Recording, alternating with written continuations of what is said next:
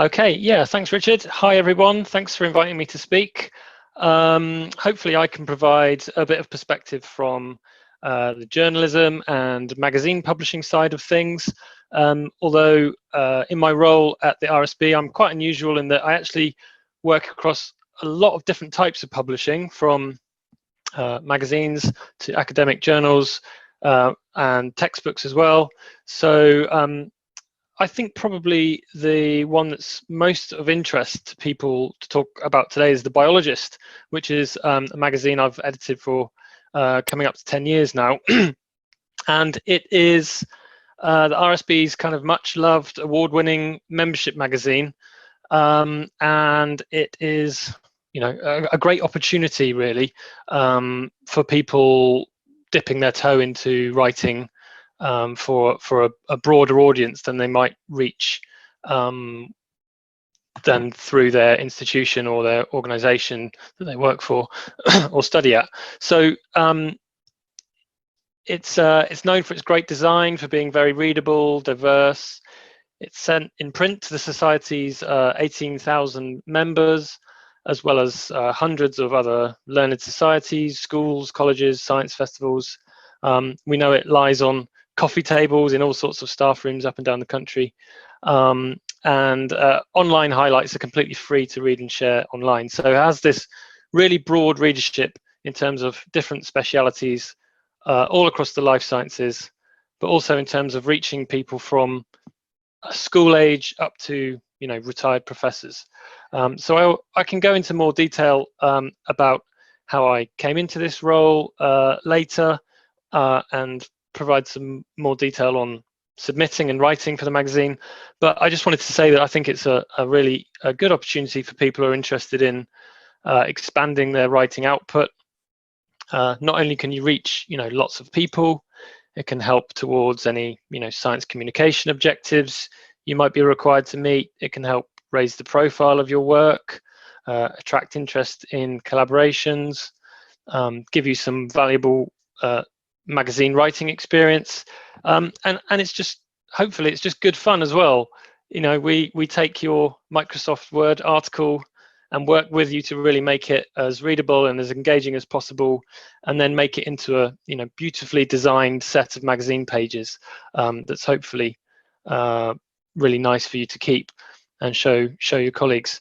So there's several different ways to contribute to the Biologist, from short book reviews to long form articles, and I'm always happy to work with people who've perhaps not done this before and guide you through the process of writing for a magazine. I don't want people to think that they have to submit something perfect to us straight away. Other things that I do at the RSB, I also oversee the academic journals that the RSB owns. So that's the Journal of Biological Education and Emerging Topics in Life Science. And tonight I'm going to assume that people are familiar with academic publishing and why you might do that. But if anyone has any particular interest in these journals, do let me know in the Q&A afterwards.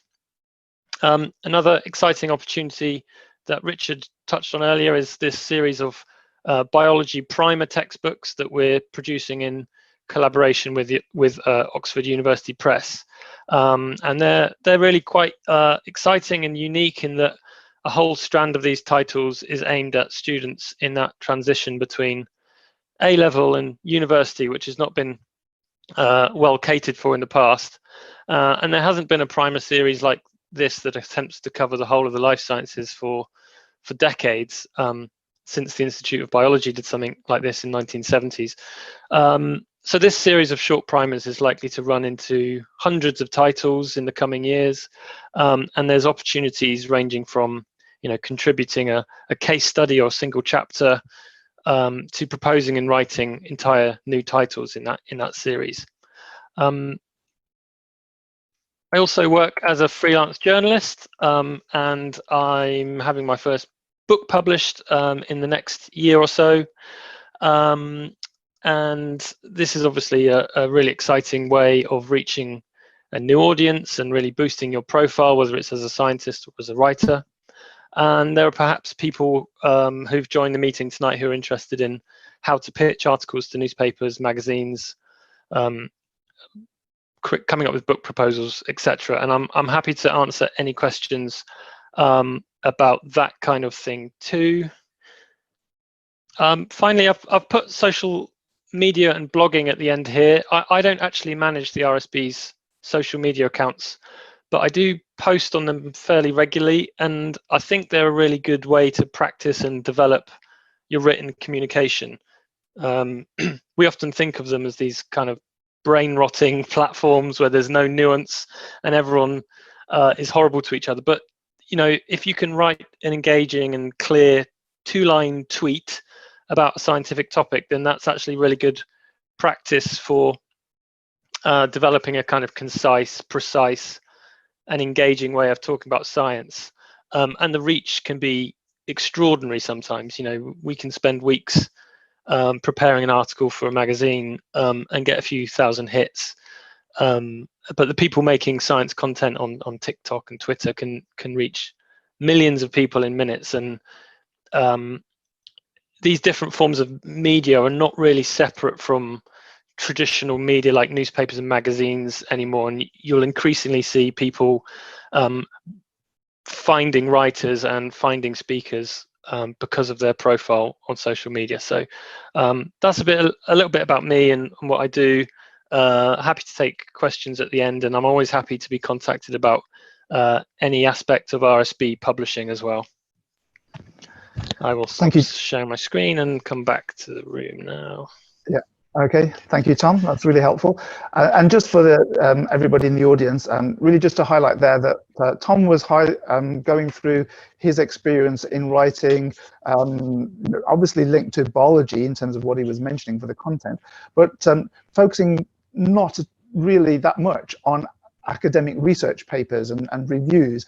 Now, the other speakers who are coming up, Barbara and Laura and myself, we have had, in part of our career, we do publish academic articles, such as scientific papers, but we wanted to not focus too much on that for the topic this evening, and that's why we asked Tom to go first with his presentation.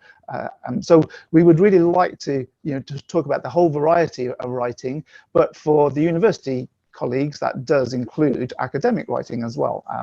And so let me move on to the first of my colleagues from UEA, and so that's going to be Barbara, and this is where I have to share the slides this time. So I'm just, can you see them now? Yeah, that's lovely. Yep. Thank you. Okay, go ahead. So thanks, Richard. Thanks for inviting me to talk this evening.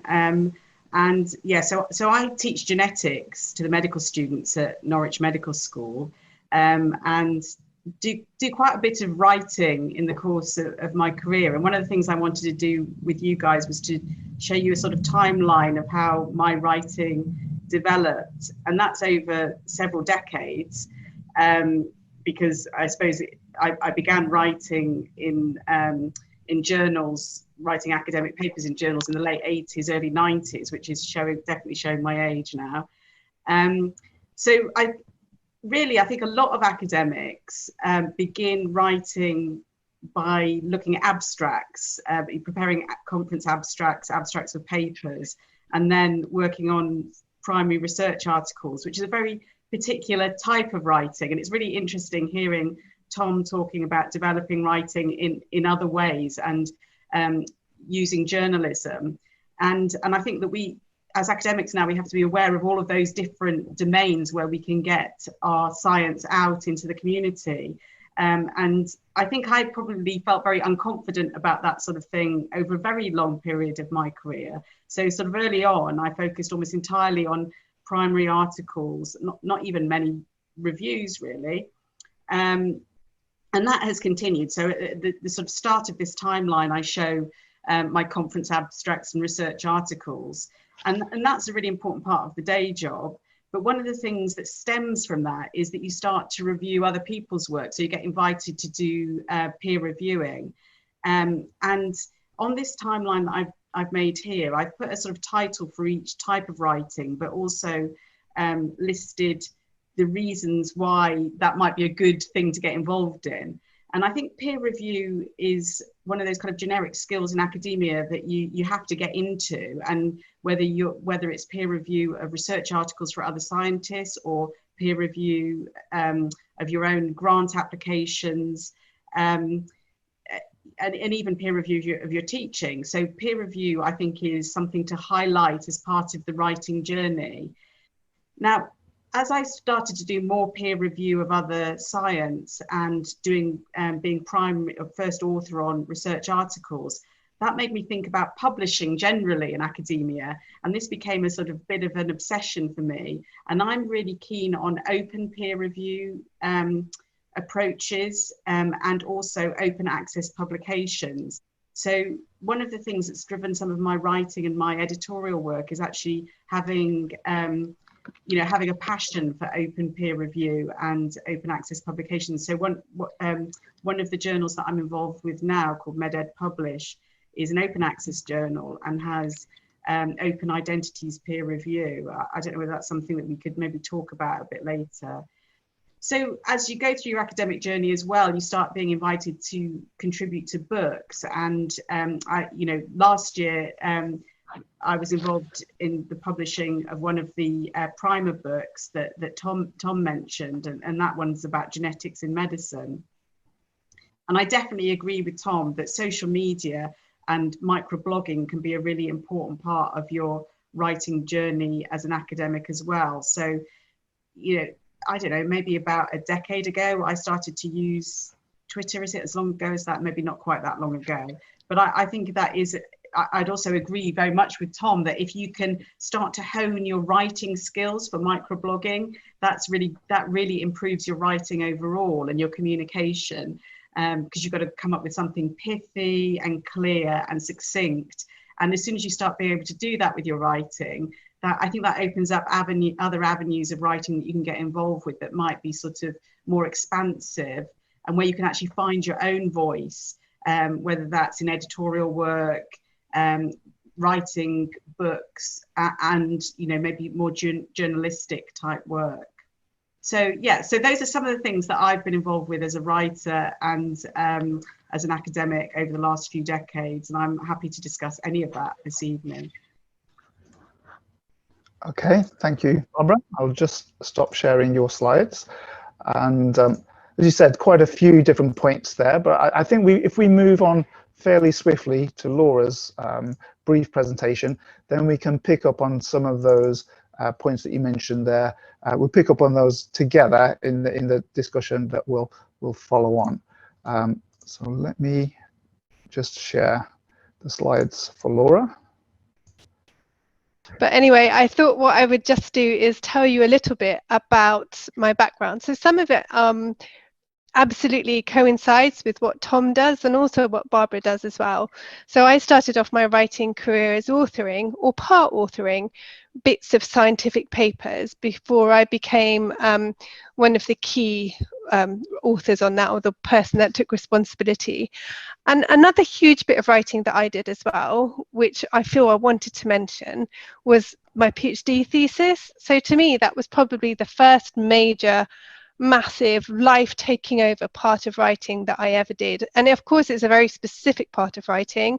You're doing it very much in third person, very neutral, very scientific tone. So, but again, I can just remember, even though it was decades ago, how big a part of my life that actually was, putting down all that work that you'd done in something that was concise and made sense, and kind of highlighted the work that you'd done over that period of time. And then I kind of took a break out of science, really, and it was only after I came back and started my career afresh that I started getting interested in writing for different audiences, and not just for the scientific community, but think about really getting information out to wider members of the public. So I have written articles for science societies and the magazines that they've done as well.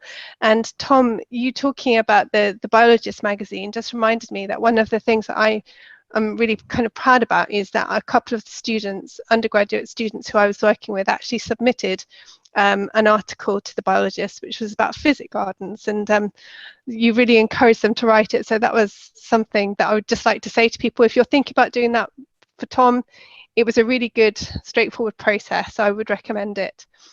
And another role that I have done recently as well was to be an editor. So I was the editor of a rival to Tom's Biologist, which is the Microbiology Today journal, which is the journal for the Microbiology Society. And I have to say that's one of the favourite jobs that I have done ever. And again, it was encouraging people to write about their science to audiences that weren't necessarily experts in it, but were just interested. And I got a lot of enjoyment out of that. And also it just gave me opportunities to work with younger science writers, and just to really give them opportunities to sort of talk about the science that they had done, and to actually edit things on their own. So do that first bit of independent writing. I have co-authored textbooks, and another thing that I have done quite recently is that I have authored something that wasn't just for students and part of my day job really, but to do something. I wrote a book that was a popular science book, and it was called The Microbes Fight Back. And Richard, if you just want to go on to my next slide, that'd be fantastic. Yeah, so that's that book in the middle. And so these are some of the books that I have written. So you can see that Science Communication, A Practical Guide for Scientists, is one of the first textbooks that I did with one of my colleagues here at UEA, Kay Yeoman. And then I also worked with you, Richard, on Biochemistry, The Molecules of Life, which was that book that was going from A-levels to university. So it was one of the foundation primers. And the one in the middle is literally the one that I did in the middle, which was my popular science book. So that was my sort of initial journey: science communication textbook, popular science book, and then another textbook really. And my final slide. So although when you're doing writing, it's a huge amount of your time and it absolutely takes over, but I just wanted to point out that completing something and having an output at the end of it isn't the final stage on that journey, and that there are things that happen after you've completed and finished your textbook. And although that journey to get that end product done, to submit it finally to the publisher, and you're just like breathing a big sigh of relief, thank goodness you've got through it, you've got something physical that you can work with now, something that you've delivered, job done.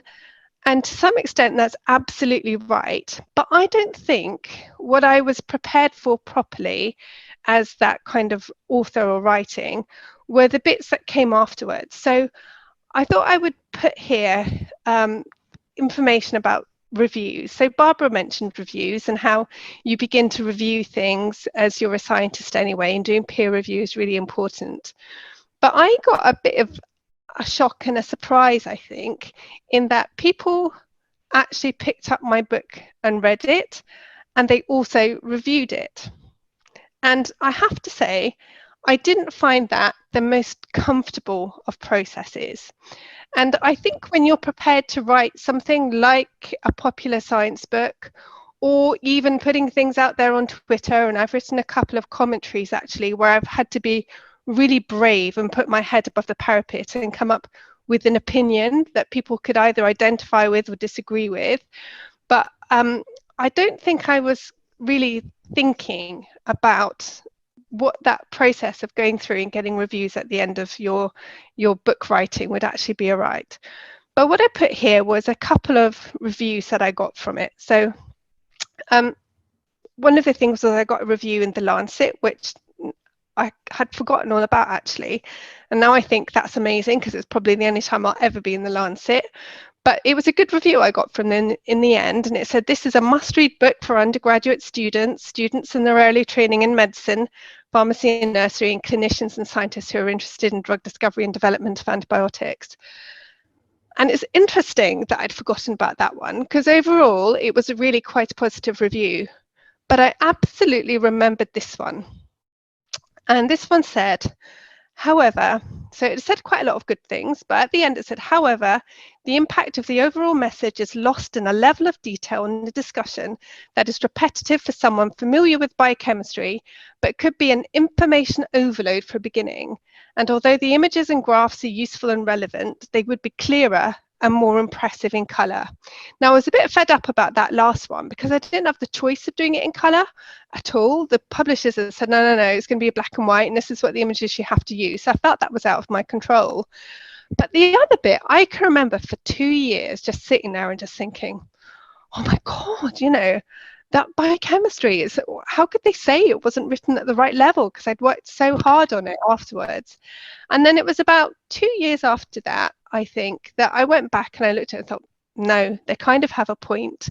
And I could see where they were coming from in the end. And I took that criticism on board, which is when I wrote the biochemistry primer, and I wrote that with my husband. And I found that quite easy to write because of that feedback, because I knew how to pitch it, I knew how to write about it, and I'd sort of got it. That feedback had filtered through, it lost the angst, but just the usefulness of it had a value, and I was able to apply that to next books. And I think that's something to say, is that you have to look at the criticisms that you get and the feedback that you get from the reviews, and to take the good along with the bad. And the bad, it can be really uncomfortable, but it can be a positive thing from it as well. So that was one of the things I wanted to say. You get invited to do lots of lovely things if you've done any writing. So some of the things I've got to do is to do book signings, which are great fun to do actually, and you do feel a bit like a film star. It's really interesting. And I even had my special pen, so that was really nice as well. And I suppose the other thing that I would like to say is that after I did that, and I got a really lovely review in the Times Higher Education, but then they were interested enough in me to just say, would you be prepared to write a review on someone else who's authored a book? And I wrote another book. I did an author for someone who'd written a book about science communication, and it was a popular science book. And because I'd had those kind of reviews before, I made my sort of my stall for how I wanted to go forward and review books in the future, and to how I would take on that role. And it's something that stuck with me now that I've had those kind of reviews.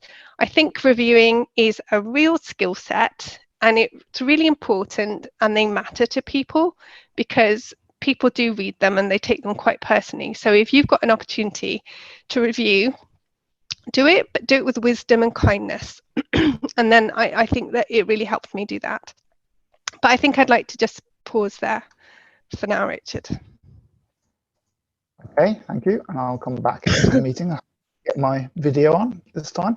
So yeah, let's give Laura a bit of a rest. So I will mute her this time. Yeah, and as she says, you don't know how much pleasure that gives me to have the power to do that. So Tom, I think you've had a bit of a rest. So let's pick up on that point that Laura mentioned there, because one of the things, so we'll now have about 10 minutes or so where we'll have a little bit of a discussion before we come over to the questions from the audience later.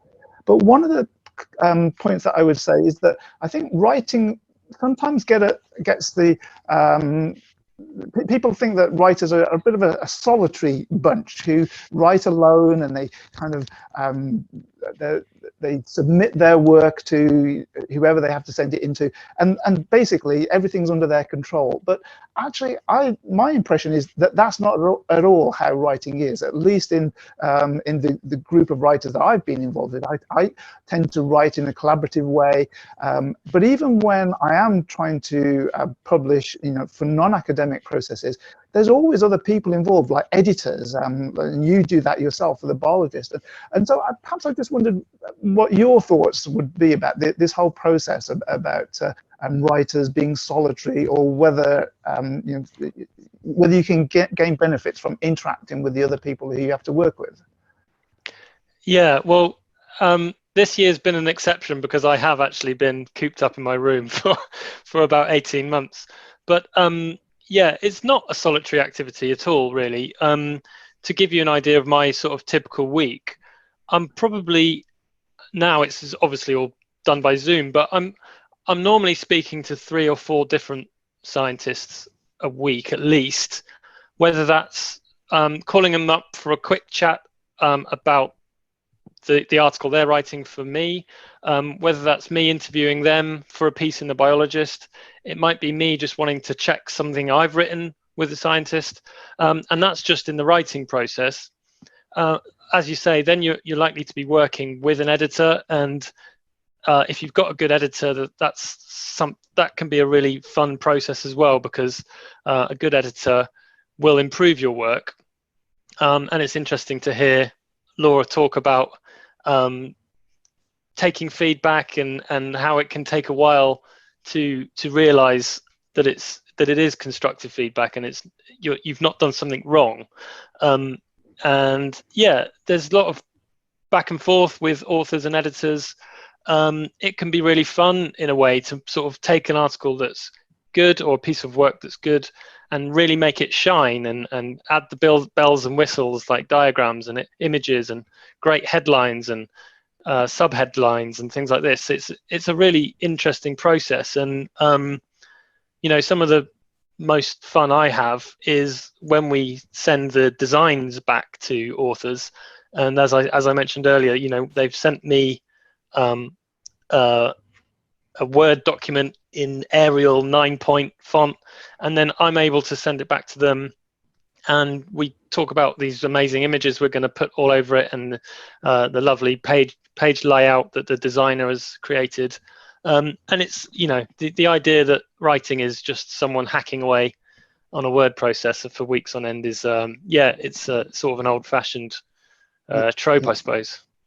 Perhaps that's something we can explore further in the questions later. But Barbara, just wanted to come to you as well, because you mentioned about reviewing and as well, you know, in a different way to what Laura did. But I wondered whether there was any points you wanted to bring in there, and yeah, particularly in terms of open access or open reviews. Is there anything you wanted to mention in terms of the way things are, you know, are moving forward in that kind of area? Yeah. So, I mean, a couple of things really. The first thing I'd say is that reviewing now, as an associate editor for MedEd Publish, I end up doing a lot of reviews of articles as well as editorial work, and I've over the years done quite a lot of reviews for different journals. I became attracted to things like PLOS One because of the transparency in the review process. So I really like the PLOS at journals and Biomed Central journals for their sort of openness in availability, but also in their reviewing processes. But one of the main things I'd say about reviewing as a form of writing that you do as an academic is that it's one of those ways that you trick yourself into lots of scholarship. If you're writing reviews, you're reading carefully and you're thinking about areas of science or education, in the case of medical education for me, that you maybe wouldn't normally delve into in any serious way. But if you're writing a review, you take it really seriously. So it's a way of maintaining your scholarship throughout your career, I think. So I've definitely started to see it much more like that. It's become a major part of my, you know, personal development and scholarship. And one of my sort of favourite roles that I took on for one of the societies, European Society of Human Genetics, was when I got into reviewing textbooks and new genetics books for them. So I did a few over a shortish period, and that meant I had to read whole books, like really, really carefully. And you know, I would rarely read a whole textbook, or you know, even popular science books I might only sort of dip into. So again, that was a way of really enhancing my own scholarship. I have to say that with books, writing book reviews, I've only ever chosen to write book reviews where I thought it was it was going to be a fairly positive review. I've kind of ignored books that I didn't like because I've got no particular interest in getting into being a critic, but I have got a real interest in talking about what was really good about a particular book that I can share with other people. I don't know. I don't think it's just a queasiness. It's just a sort of a part of the decisions that I've made in choices about what kind of writing I do, I think. And actually, I really like the thing that Laura was saying about that, about the whole process of writing and thinking about the feedback you take in helps you develop your professionalism as an academic and as a writer. And I definitely think there's loads of points in my career where I can see that sort of shifted my thinking, and thinking about open access peer review and open access journals. One of the things that I really like about them for academic writing is that it reduces the friction for the author. Often they're often very swift publishing processes, which is really important, because it is horrible having a paper hanging around, having been written for more than a year, just getting it through the different processes. So things that reduce the friction for authors, took away bias from editors making decisions. For instance, the PLOS journals early on had this policy that if the science was sound, it doesn't matter, we will publish it. It's not about publication space, because this is an online journal. Now that was kind of a big shift, that this isn't a competitive process. If the science is sound and the reviews are coming back saying the science is sound, we are publishing it. Now that really removes editorial bias over what goes into the community. So so those are the kind of things that have driven me over the years. Okay, thanks. Yeah, and I should add, I completely understand your point about wanting to be quite positive whenever you're reviewing, and especially if it's quite a big piece of work like a book or something. Yes, I would also not feel comfortable reviewing something if I knew ahead that I wasn't going to like it. Yeah. So Laura, I just wanted to pick up on one point that which might seem slightly strange in the context of the overall discussion, but I thought now would be a good point to highlight, which is about reading. So because one of the things, and I know you're an avid reader, but one of the things that I find helps myself with my writing is to make sure I read other people's work as well, and partly that's to keep up to date with the progress in a subject area, but it's partly also to see other people's styles of writing. And I just wondered whether you had any thoughts about how, as you develop your different writing styles, what did you pick up from reading other people? Or is there anything you want to say about that? Yeah, that's a really good point, actually. So I think as scientists, when you start your writing career, if you're writing scientifically, you're writing in a really neutral third person voice. I mean, sometimes in papers now it's become much more acceptable to talk about we did this or I did this when it comes to experiments, but nevertheless there's a completely acceptable tone that you use.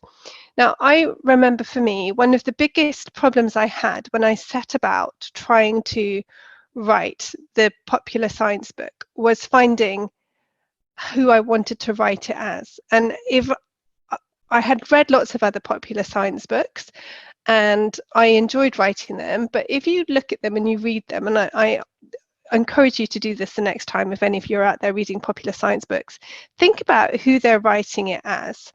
And a lot of them are written as I thought this, and then this happened, and it made me think about that. And then they're writing it in first person active voice. And I love that kind of writing because you're immediately engaging with the author and you're relating to them, and they become easy to read because you're listening to that person. And other ones are written much more passively. So they're written in the third person. And when I was starting my book, I kind of had in my head that I wanted to write it as me. But at the end of the day, it just didn't seem to work. And when I tried to write it in that voice, it just I didn't feel confident enough that people would be interested enough in me and what I was thinking to engage with that. So I kind of went back and forth. And in fact, it was only after I had a conversation with the editor, and she said to me, I think what you want to write it as is you want to use a bit of we, so you want to use a bit of second person, but actually you just want to write in third person engaging style. So you want your style to be friendly and open, but you want it to be describing what's going on there. So quite active and all that kind of stuff, but it wasn't about me.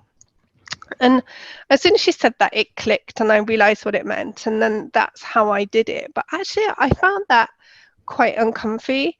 And I think even now, even some things like Twitter or something, I'm still very reluctant to have things coming directly from me. I think this and you know, I always try to couch it a little bit. And I don't know if that's just because I'm a coward or what, but I just think if I'm not absolutely holding on to it as something that's coming out of my brain and my thoughts and my feelings, then it might be a bit more acceptable.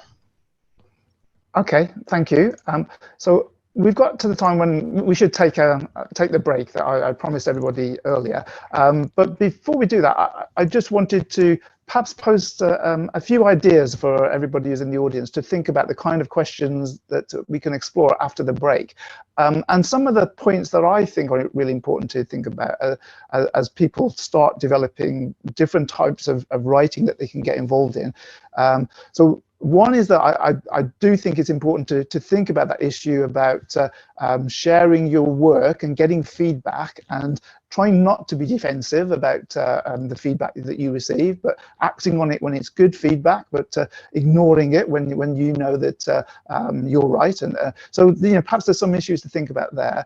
I also think one of the issues that's really important for writers, but perhaps is sometimes overlooked, is that how important it is to try to work to deadlines. Now, the deadlines vary depending what type of writing you're doing. Sometimes they're very short deadlines, sometimes they're very long deadlines. But I think trying to develop discipline and good practice so that you work to the deadlines set for you, or you at least set them yourselves, I think that's a very important skill to develop as a writer.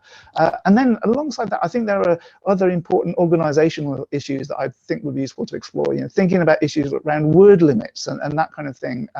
And again, depending on whatever style of writing you're getting involved with, sometimes they can be really tight, those word limits. Sometimes you've got more flexibility. But there might be some points there that the audience members want to explore with us.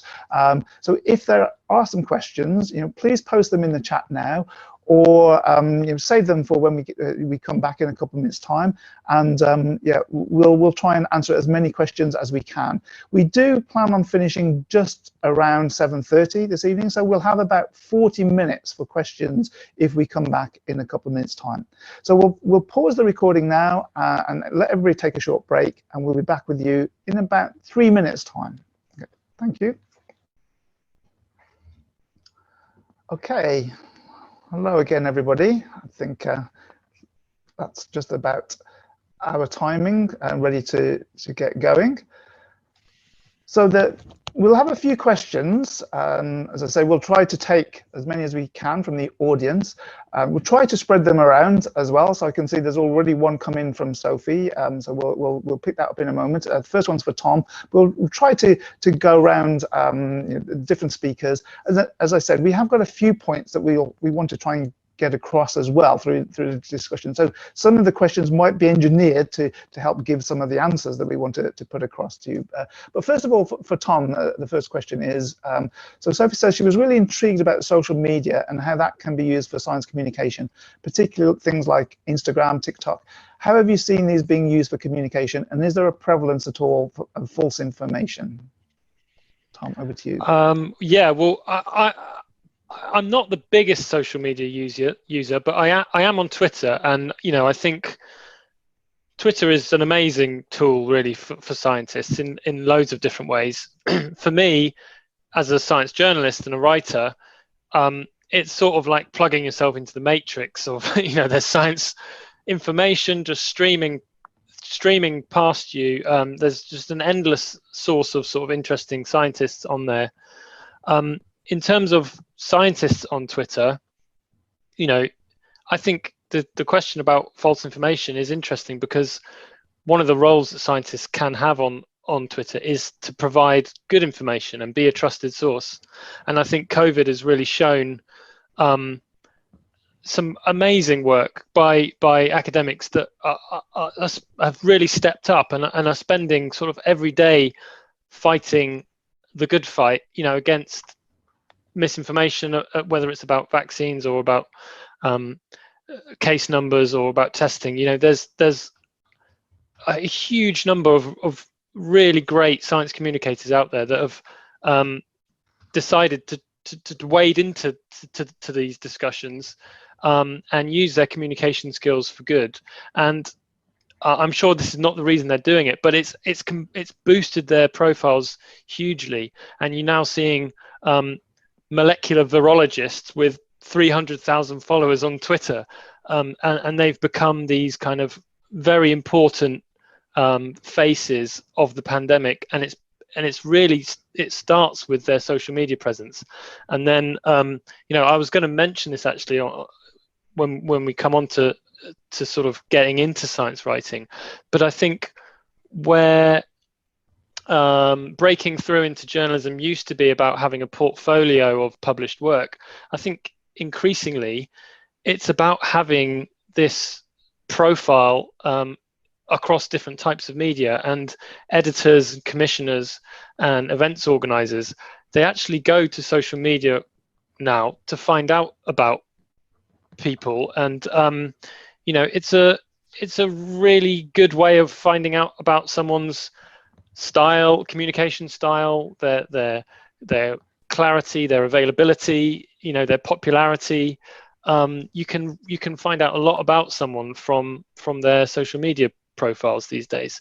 And I just generally think it's really important. And yeah, there is loads of bad information out there. It's completely awash with bad information, but that's why it's really important that you should be on there, I think.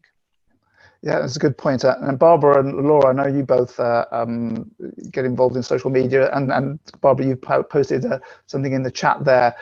Did you want to add anything about social media? Yeah, the thing that I posted in the chat there was Tom talking about how useful communication through COVID has been, and I don't know if people have seen the TikTok video using the fork hands metaphor for the mRNA viruses. I just love that little film, so I just thought I'd put it in there for you to have a look at if you fancy it. But I mean, I think that social media for me, like using Twitter, for me, there are two really important things. One is finding really good articles, so sort of material to read, and again, as part of my scholarship, and following key people and really good writers. And actually often linking to fantastic blogs, which is another thing we haven't really talked about, sort of regular blogging. I mean, I think that a Twitter account can be a microblog. So some scientists are basically charting really important information on a regular basis that is their microblog for sharing information. But sometimes they've got links to longer blogs where there's more considered articles that are freely available. And so actually lots of organizations, I rely on lots of organizations' Twitter accounts for their blogs and for their links through to, scholarly journals as well. Okay, thanks. Yeah. Laura, was there anything you wanted to add about social media before we just move on to another point? No, I'm the same. I use Twitter quite frequently. And again, I love Twitter, but I think one thing to understand about Twitter is that it's not just pure science that you're reading on it. It's always slightly politicized to some extent, and that could be even about funding or viewpoints, and I think as long as you're aware of that and you understand it, then it's incredibly powerful. And I also think what I love about Twitter is it makes scientists human. You get to see them not just as the person producing the research and the research paper, but as the human that's behind that research, and you can see what's driving them, what their ambitions are, where their thinking is, how they fit in with the rest of the world and society, and what enthuses them and what upsets them. And I love that it makes scientists human. Okay, thank you. Tom, there's a question for you that I'd like to pick up on now, and it's about how did you get into your career in science journalism, editorial work, and what was your previous background? But I think the point that I'd be really interested to know is how did you bridge that gap that from whatever you were doing before to get into the journalism side of writing? So I would say there's kind of two types of science journalists, to really use broad brushstrokes. But there's journalists who specialize in science, and then there's scientists who have become writers, journalists, authors. And I'm very much a journalist first, who has got a special beat in science. So I did just an ordinary bioscience degree. And then after university, I took a journalism postgraduate diploma, and then just started working in a newsroom. I started working on medical magazines as a news reporter, and then built up a freelance portfolio, and then moved to the Biologist. So I was very much from the journalist side, and then had a sort of scientific background and a passion for science, but not necessarily any specialist scientific expertise. There's another route in, which is to be a specialist in a certain area of science, start writing about that, and it's really interesting to hear our other speakers explain how that process can be quite gradual and, you know, going off in different directions, but all building towards just building confidence in writing in different styles. And so I think that's another route, is to continue working as an academic, but just taking these writing opportunities when they come along, and gradually building up some writing work. And eventually your sort of writing career, before you know it, can snowball, and you're being asked and invited to author things and write comment pieces for newspapers and magazines and whatever. Another thing to say is that, you know, anyone can pitch an idea for an article to an editor on a newspaper or magazine. You don't need a press card or the editor's phone number. You know, it's hard. There's an art to it, and editors receive lots of articles and pitches a day. You know, you have to grab their attention and not only convince them that this is a great article to run, but that you're the right person to write it. But anyone can do that at any stage of their career. And it's just about having the confidence to do it, and the time, obviously. There's an excellent resource called the Open Notebook. If you Google the Open Notebook, it's the first result that comes up, and that contains all sorts of tips on pitching science articles to editors. And it actually has this amazing resource, which is a database where you can see hundreds of successful pitches that writers have sent to editors.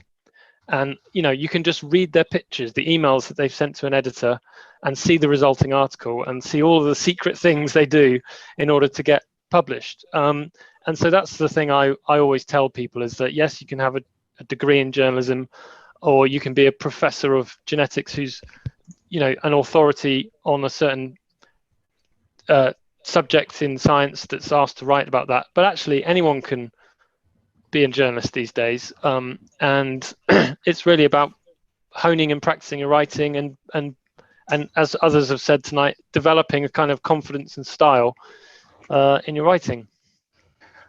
Okay, thank you, Tom. I've just got the link actually from the search and posted that in the chat for everybody. So yeah, that looks an interesting resource to look at. I'd like to come on to another one of the other questions now that asks about linking research, you know, writing for research purposes and then going on to popular science writing. So I'll come to Barbara and Laura to give comments on this. But as we move on to this topic, it just gives me one a point I wanted to plug a little bit about those Oxford University Press primers that we've mentioned a couple of times, because one of the things we haven't really been able to explain too much up to now is that those primer books, which are sponsored by the Royal Society of Biology, so they are very much focused on biology topics, but they're developed to go from all aspects of writing, from around about A-level studies, at least in the UK, to early postgraduate years. So there's quite a lot of different titles that are being developed, as Tom highlighted briefly in his presentation. But some of the topics will be quite broad and focus on the A-level students going into university. And that's the book that Laura and I wrote on biochemistry. That's that audience it aims for. Some will focus on the undergraduate studies, particularly the middle years to the late years. And I think, Barbara, that was your focus. And then some will focus on the final year undergraduates going into postgraduate studies. So the topics tend to get deeper as the level gets higher, and so they do take on different writing styles because the audience changes. But I think it's a very good kind of a set of examples that we can point to for this audience that it really does point to encourage us to think about. You really have to think about the audience that you're developing there, because if you're writing about the same topic at an A-level standard, you have to refer to it the topic in a different way compared to the postgraduate students. So anyway, that's a kind of bit of a plug for those Oxford University primers. But let's come back to that point that was mentioned in the chat, that how is it that you can link writing in academic career to more popular science? So Barbara, did you have anything you want to say about that? I'll read out the question. Actually, the first question was really focused to Laura, but then it became wider later. So Sarah said it was interesting to hear about Laura's struggles with writing popular science, especially regarding how it differs from academic writing. And if academic writing became more active at first person, do you think it will affect the quality of the science? But there was a follow-on question that really wanted to pick up as well. Actually, it was a slightly earlier question from Shannon that said, how do you balance that, those kind of different duties that you might have to do between doing research and writing? And would you recommend focusing on one of the areas, or is it beneficial to write to a wide audience whilst actively being involved in research? So quite a wide range of points there, but what would you like to say? Barbara, over to you first. Yeah, I mean, I think that it's really interesting points about when you take on a writing project, say like those primer textbooks, you have to think about how it fits in with your wider job, be that the research aspects or the teaching aspect. And one of the reasons why the primer that I wrote, the genetics in medicine one, appealed to me, well, there are two reasons. One was about my kind of voice as an academic, because I wanted to introduce biologists to case-based learning, which is the way we teach our medical students. And I thought biologists would really benefit from a case-based approach in a textbook, as they do in teaching. So it was sort of partly being a zealot for that, and so taking up an opportunity to write an early years textbook where I could bring that into the thing. So there was that driver for me.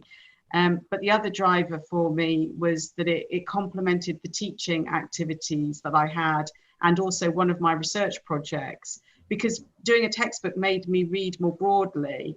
And it was around, I was using next generation sequencing in a project, and I wanted to read just a bit more widely around that. And so it was just a kind of good timing that those different aspects were going to come together. And so therefore it was worth me putting in the many hours that it takes to write, 50,000 or 60,000 words, whatever it is for that sort of textbook over 18 months.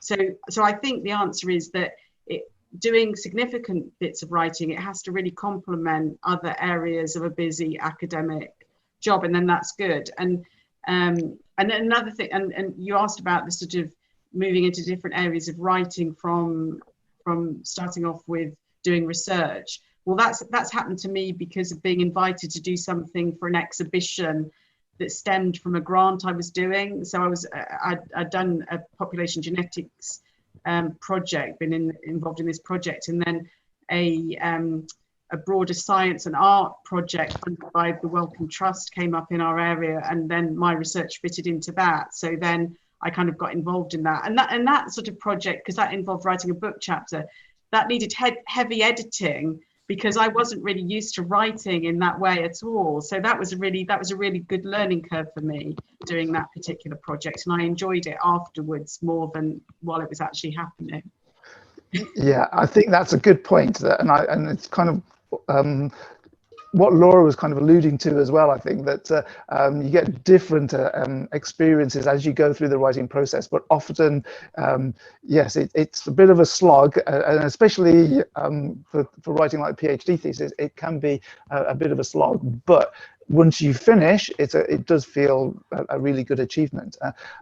One comment I just want to add before going to you, Laura. So I would say you're absolutely right, Barbara, that we do have to recognize that taking on any writing project is additional work, and there's no way you can not be affected on whatever other work it is that you're doing. But sometimes it is healthy, as you say, because it gives your brain a little bit of a break or makes you think about things differently. So although I think we have to recognize that writing is some work, it will have to get done and will require some time set aside to it. But as you said, it can complement the other work that you're doing, and so together it can actually work quite well. Both things can be achieved in a good way. Laura, can we just come up back to your points on this question, and particularly the point was made that if you think. Do you think that writing in a more active first-person type of way, does that affect the quality of the science, or at least the way people would perceive the quality of the science? So could you pick up on that point, but also if there's anything else you wanted to say about the links between research and writing projects generally? I think you're not. I can talk. So I think because I think that's based on the premise that unless you write in quite a neutral, scientific way, then the science that you're communicating isn't as good. And I completely disagree with that.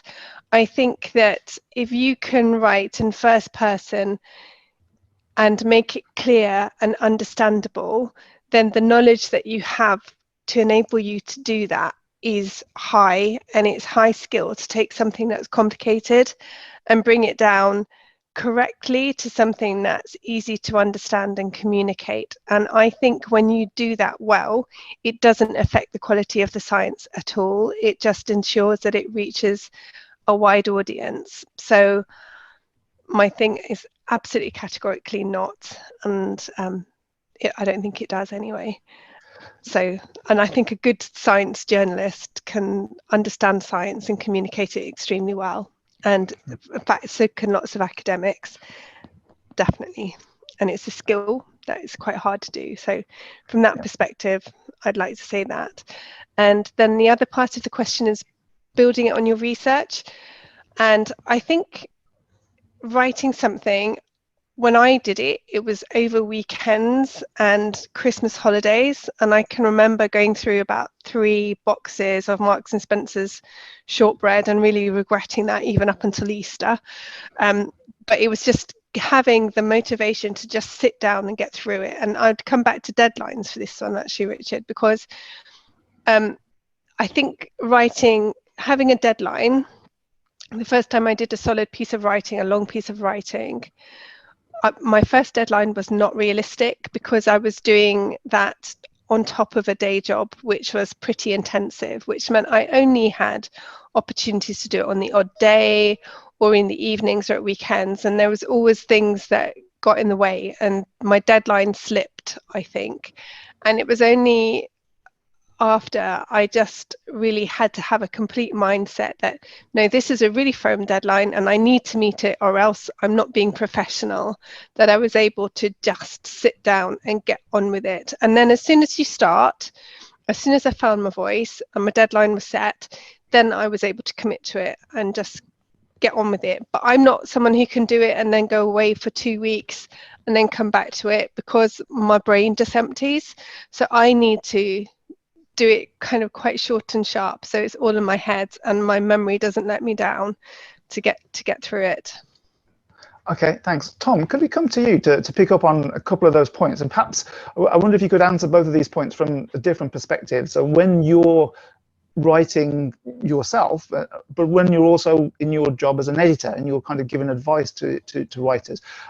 But I'd be interested to hear your points about, first of all, the style of writing, and does that influence what the message people take away from the writing, and do you sometimes encourage writers to write differently?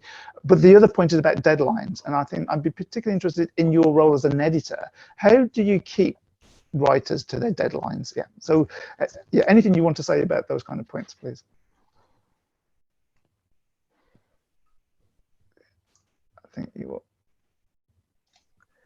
Sorry, my mouse was frozen there. Sorry. Okay. maybe it's useful to sort of reiterate why publishers have deadlines and why they're so important to publishers. So I started my career in the newsroom of a print weekly, and if you didn't meet your deadline, there was a blank space in the printed magazine, and that was such a terrifying prospect for the whole organization, that everyone's work was built around that print deadline. And I think even as we move to web publishing, and print deadlines become less relevant, people that work in publishing they have that trauma of the print deadline, etched into them, and those deadlines are absolutely concrete, and they're really, really important. And as editors, we have certain content lined up for certain times, and if it doesn't arrive, then it's a bit of a disaster, and it's a real panic. So from my perspective, that's why deadlines are really important, and they're really not flexible in publishing at all. What's interesting is that there is a bit of a clash between the time frames that exist in something like newspapers and magazines, where professional journalists might have hours to turn around an article. When academics are then thrown into that environment, it can be really disjarring for them, because obviously academic deadlines are much longer, and you would never be asked to do something scholarly within a few days or hours, and there is a real clash of worlds sometimes when I'm asking an academic to do something for me, and they say yes, I might be able to do it by the autumn, and they mean autumn 2023 or something, and I'm actually thinking, I could really do with this next week. So yeah, it's really difficult, but the best thing to do is just be upfront and honest about what your time commitments are, and if things are looking tight for you in a particular week or month, just missing a deadline, as someone has alluded to a minute ago, is unprofessional and really a nightmare for an editor. So I guess that's the point about deadlines, isn't it? About being realistic. Either be realistic when you're giving information to the editor, or then being realistic to yourself and making sure you're taking account of your other commitments as well. Yeah. And on the other point about language style, what are your thoughts on that? Yeah, so it's really interesting hearing the question about whether sort of moving to a more literary style is going to dilute the science in some way, or dumb the science down. And I couldn't agree more with Laura's comments. Actually the counter argument is that when you have academic writing that it's kind of couched in technical terms, it allows people to actually hide behind them, and sometimes they don't actually understand what they're writing themselves, and it's really difficult to understand. I was recently speaking to Francisco Mojica, who was one of the guys who discovered CRISPR in a very obscure microorganism, and he says now that the first paper he wrote, which was rejected by 3 or 4 different journals, he just wasn't communicating clearly. He was afraid to really sell this amazing thing he'd found, and he wrote about it in this very neutral, he downplayed it, it was very technical. He used all of the jargon that the rest of the specialists in this tiny field used, and nobody took any interest in it for 10 years. So I think it's the complete opposite of that. If you can develop a way of telling a story that uses plain English, I think it's just a way of proving that you really understand what you're talking about. My second point on that would be, a lot of people concentrate too much on getting things right and getting things clear, and they don't always necessarily think about how to tell a story and how to explain the significance and the wonder of what they're talking about. And that can be a real problem, I think, with submissions to the Biologist. It's people, they're so afraid of making a mistake or saying something that their supervisor picks up on, or one of their peers picks up on, and that's all they've really concentrated on, is getting everything meticulously correct. and explaining themselves clearly, but they've not added any flourishes, or they've not added any story or humanity to it. I think when you're making that leap from academic writing to popular writing, that's the thing that you really need to look at, is how you tell a story. There's a brilliant book by a guy called Will Storr called The Science of Storytelling, and it's about, you know, why we listen to stories, why books, page turners really engage us, and we need to find out more. And I think that's a real key element of good science writing as well, is understanding how to fire people's interest and you know, spark their intrigue as well as just being correct and clear. Yeah, those are really good points, Tom. Thanks for that. I would actually take that even a little bit further, that I think being able to tell a good story within an academic scientific type of paper is also really helpful for getting the message across. And, you know, perhaps it isn't always appropriate to include lots of flowery language and things like that, but thinking about how you set things out and having a starting point and a final point, you know, for your conclusions, that's really important. And certainly with students that I teach, you know, one of the points that's often quite important to try and get across in the early years is that when you're reporting your science via a scientific paper, you know, it's important not to just report the data in the order you did the experiments, but to think about, is that the best order to report the data? It may be, but usually it's not. You know, so you know, and that's part of the idea, that you tell a story, you know, bring forward the most important details, you know, right up front, and you want to finish on an important conclusion.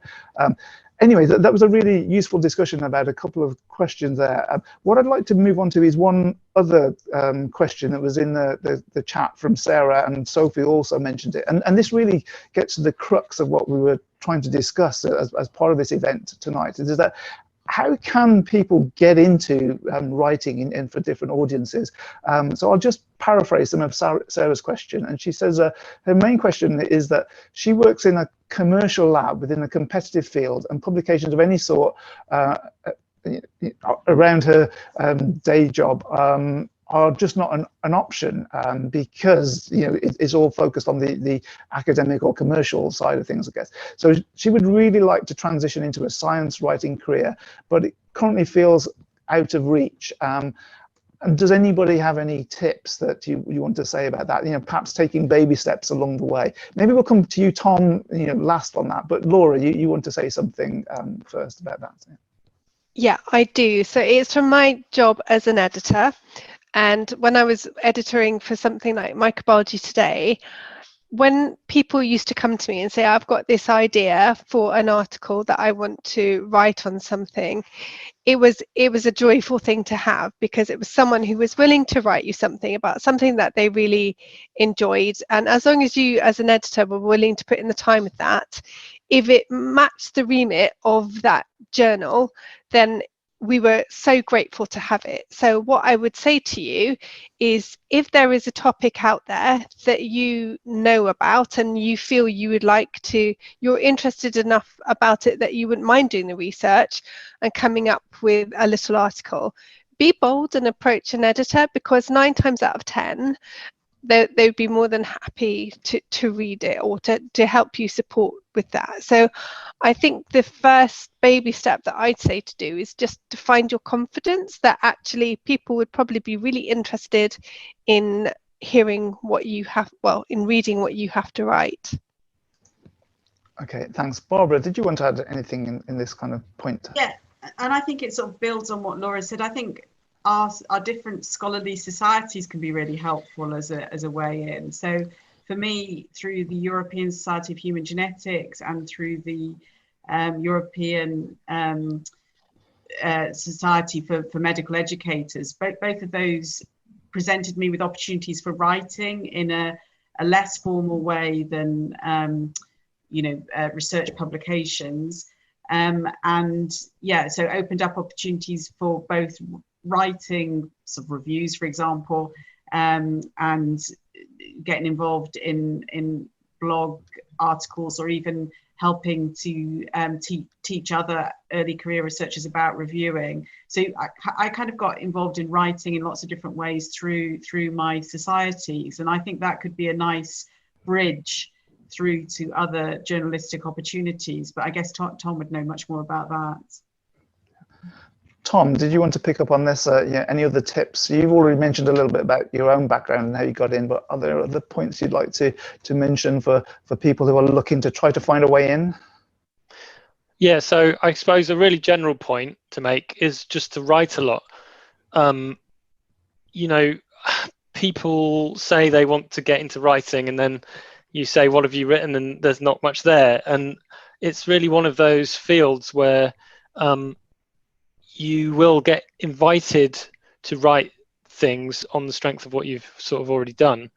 And whether it's, you know, just writing on a blog that nobody sees, or writing for newsletters or small publications, charity newsletters, whatever, you know, all of those are going to help build your confidence, build a sort of a backlog of, you know, a portfolio of work that you can sort of show that you're interested and passionate about writing, and it's really good practice as well. I think something like blogging, you know, it waxes and wanes in terms of how fashionable it is and what platform to use, but you know, really you should just think of blogging as having your own platform for writing that can be anything you want, whether it's you know, microblogging through Twitter where you're, you know, building a network and a following with very short format writing. You could have a personal blog where you're you publish articles as a kind of weekly practice, and then you start sharing the ones that you're really proud of and pleased with colleagues.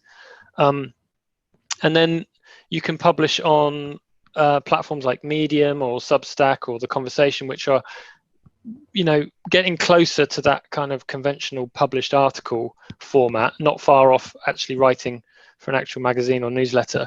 And I can see a couple of comments in the chat saying how to contact editors, and contacting editors always seems like a much scarier, complicated process than that. But really, it is a case of just pinging them an email, introducing yourself, and asking what their submissions process is, and making contact that way, and they can tell you the sort of specific things that they're going to look for from a submission.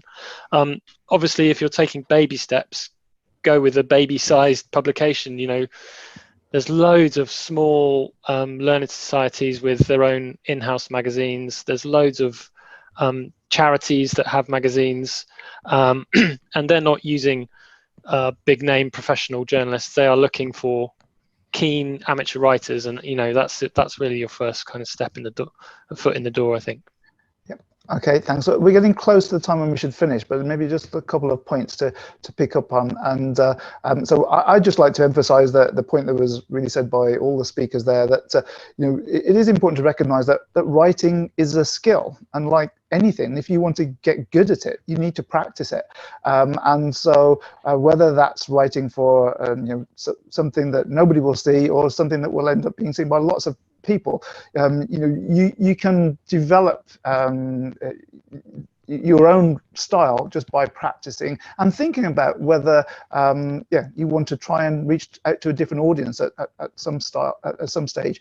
And you know, you can kind of do that practice in the background before you necessarily go ahead and contact editors and show your friends or your you know, colleagues without necessarily going to the professional editors in the first place. And as I say, as long as you are willing to take a little bit of constructive feedback, then that's certainly a good way to develop your own individual skills.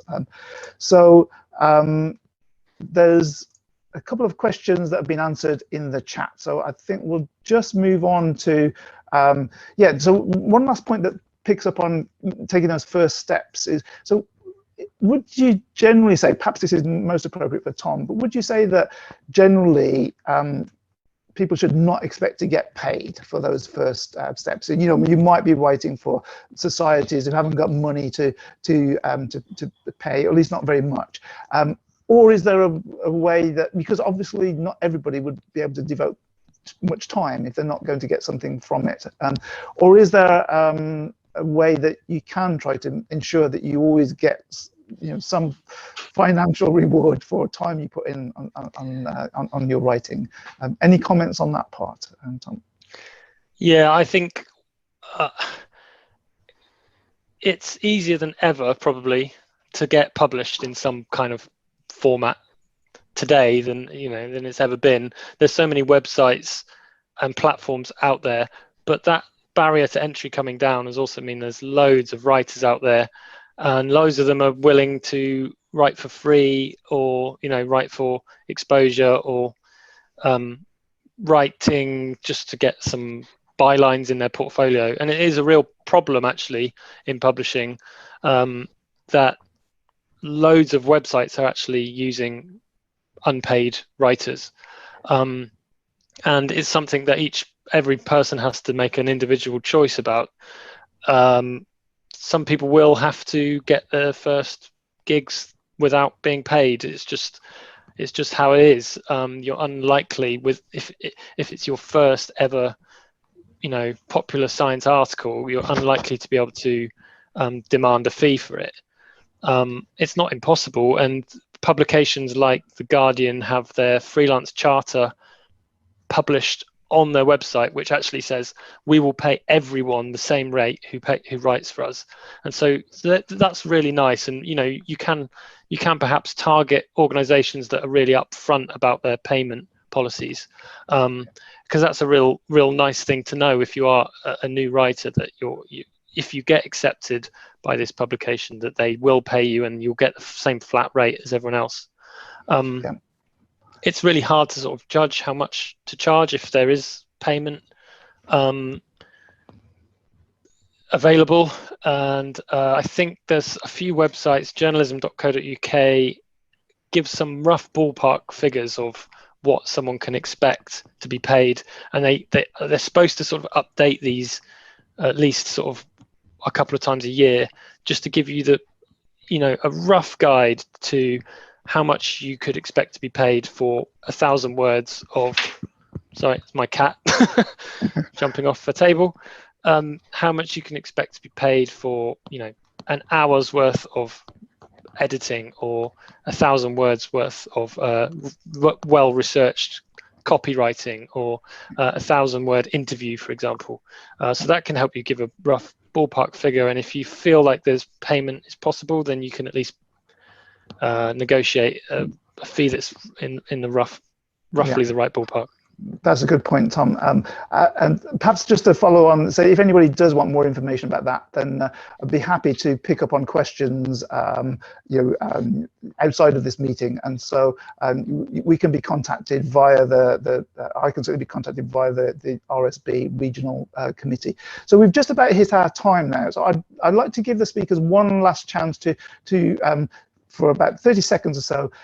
Is there one point that you would like to say to the audience, particularly thinking about taking those baby steps, but is anything generally you'd like to say? So let's go in reverse order that we started. So we'll go to Laura, Barbara, then Tom. Yeah, just very briefly, if you could just summarize any point you'd like to add at this stage. If you think you'd like to write something, just write something. Okay, thank you. Short and sweet. Yeah. Barbara, over to you. I think if you're sort of getting into writing something a bit more substantial at any stage, you do have to see it as a sort of project management task, and you sort of build up generic skills that are useful in other areas of academic life doing that, whether that's team building, working with editors, etc. Or sort of time management issues. So I think that's another sort of dimension to it, that any writing task becomes a sort of project management task to hit those deadlines that you've agreed, as discussed by Tom. Yeah. No, that's very important points. Thank you, Barbara. And Tom, last thoughts from you. Yeah, well, you mentioned reading, Richard, earlier, and yeah, I would totally emphasize that point. Read a lot, read writers that you admire, and actually don't just enjoy the act of reading, but notice the techniques they employ. Read hard news stories and see how the journalist has explained something, where they've put paragraph breaks. It will surprise you what you learn by reading things that you read every day, but actually looking at the choices the writer has made. And I think that actually is a source of constant development for me still, reading writers that I really like and going, oh, that's an interesting first line, or why did they choose to quote the source there, but not say it, write it themselves? It's constant, and there's always so many great writers out there to inspire you that it's a sort of never-ending source of learning. Okay, thank you, Tom. So that sounds like a good place to finish. So I'm just going to share a couple of slides as we finish off here. But as the slides is shared, and it'll scroll through to another one in a moment, that's a reminder for me to just thank everybody for attending tonight's event as the audience, but also on behalf of the audience, I'd like to thank all the speakers. So Tom, Barbara and Laura, thank you for taking the time to give us your knowledge and awareness about writing skills and how you've got into different types of writing. It's been really constructive and quite a different type of topic for us within the certainly within the East Anglia Regional Committee. So I'd also like, as I've said earlier, to thank the RSB for helping us with planning the event. That's the headquarters and the regional committee, and Emma for assisting me with keeping an eye on questions at the end. And that's where we will finish. I will just let these slides scroll through, and to say to everybody that you will get information about the recording that will be hosted on YouTube. That should come through via email once it's available, which I'm told will be sometime later this week. Thank you, everybody, and we will finish the meeting in just a minute or so once these slides have scrolled through one more time. Thank you.